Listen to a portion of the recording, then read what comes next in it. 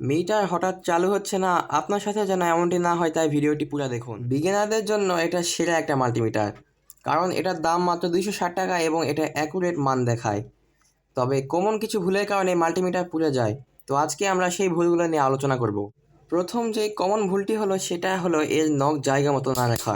যেমন আপনি এখানে হয়তোবা 200 মিলিভোল্ট মাপছেন, তবে নখ এমনভাবে রেখেছেন যে 2000 কে এবং 200 মিলির মাঝখানে আছে।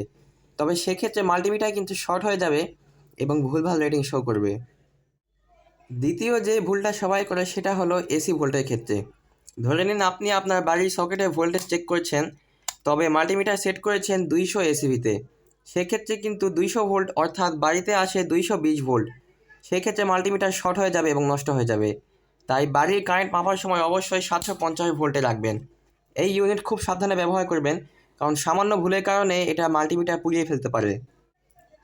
আরেকটা কমন ভুল হলো, যেমন আপনি এখানে এম্পিয়ার মেজার করবেন 10 এম্পিয়ার, তবে এই প্রোবটি এখানে রেখে দিয়েছেন।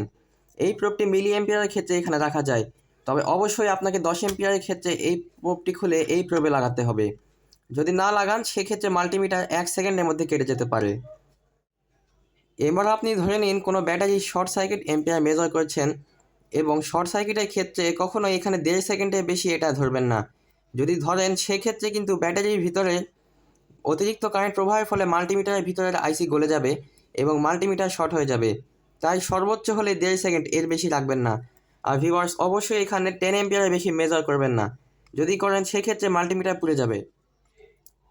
এখন আপনি বাজার মেজার করছেন, তবে ভুলে ব্যাটারিতে কানেকশন দিয়ে ফেলেছেন, তবে সেক্ষেত্রে কিন্তু সাথে সাথে মাদারবোর্ড পুড়ে যাবে, কারণ বাজার মেজারের সময় সরাসরি আইসির সাথে মাল্টিমিটার সংযুক্ত হয়ে থাকে।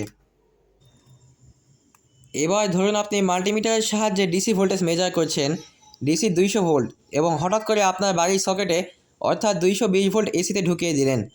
সেক্ষেত্রে মাল্টিমিটার পুড়ে যাবে, কারণ আপনি কখনোই ডিসি ভোল্টেজ মেজার করার সময় 220 ভোল্ট এসি মেজার করতে পারবেন না।